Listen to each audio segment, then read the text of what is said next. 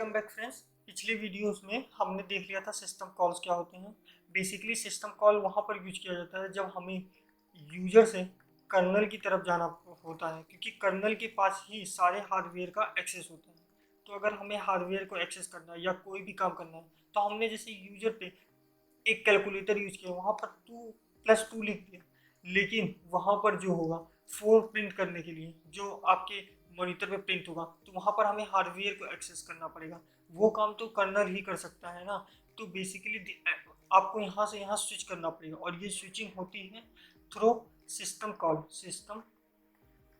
Call के through होती है। और ये इसमें ढेर सारे अलग अलग तरीके के कमांड होते हैं, और सारे कमांड्स को हम लोग बेसिकली 5 कैटेगरी में डिवाइड कर सकते हैं। कौन कौन सी है? एक है फाइल कैटेगरी, दूसरी है इंफॉर्मेशन कैटेगरी, तीसरा है डिवाइस कैटेगरी, चौथा है कम्युनिकेशन कैटेगरी, पांचवा है प्रोसेस कैटेगरी।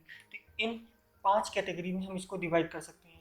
अब हर कैटेगरी में ढेर सारे अलग अलग तरीके के फंक्शंस होते हैं। जैसे फाइल कैटेगरी में हम क्या क्या कर सकते हैं?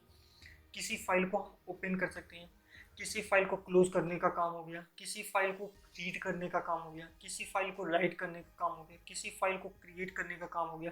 तो सिस्टम कॉल बेसिकली अगर इसमें से कोई भी काम करना होगा तो यूजर सिस्टम कॉल के थ्रू स्विच होगा, कर्नल में जाएगा, और कर्नल में ये सारे काम होंगे। उसी तरीके से इंफॉर्मेशन से रिलेटेड सिस्टम कॉल्स किए जाते हैं। जैसे अगर कोई आपका प्रोसेस चल रहा है तो उस प्रोसेस की अगर आपको आईडी पता करनी है तो गेट पीआईडी से उस प्रोसेस की आईडी पता चल जाएगी।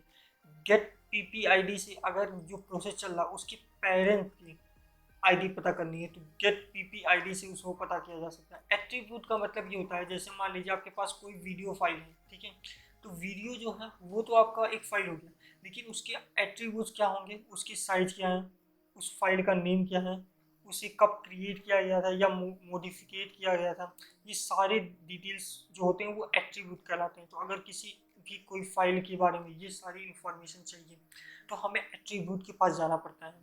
उसी तरीके से अगर हमें कभी भी डिवाइस को एक्सेस करना है तो और अलग तरीके के सिस्टम्स कॉल्स होते हैं। जैसे अगर किसी डिवाइस को हमें रीड करना है, वहाँ पर कुछ राइट करना हो, या फिर हमें आईओ कंट्रोल करना हो, यानी कि इनपुट और आउटपुट से रिलेटेड कुछ काम करना हो, तो वहाँ पर आईओ कंट्रोल का इस्तेमाल होता है।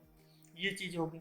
वहीं पर कम्युनिकेशन क्या होता है? कम्युनिकेशन क्या होता है? अगर इंटर प्रोसेस कम्युनिकेशन हो रहा है, यानी कि दो प्रोसेस आपस में कम्युनिकेट कर रहे हैं, तो उसके लिए कनेक्शन क्रिएट करना पड़ेगा, डिलीट करना पड़ेगा, या एक पाइप के थ्रू उनके बीच में कम्युनिकेशन होता है तो पाइप प्रोसेस का इस्तेमाल करना पड़ता है।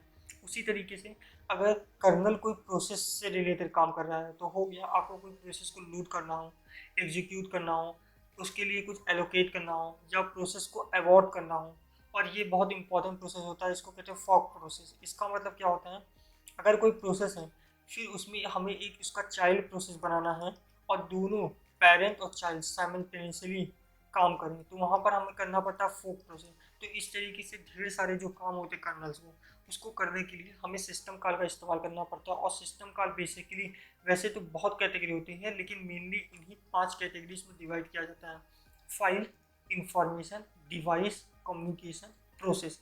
और इन पाँचों में ढेर सारे काम होते हैं। कुछ कुछ काम मैंने आपको बता दिए हैं जो जो इम्पोर्टेंट होता है। नेक्स्ट वीडियो में हम लोग देखेंगे कि और इसमें से डिटेलिंग में हम जाएंगे इन सारे सिस्टम्स के बारे में। तब तक के लिए गुड बाय।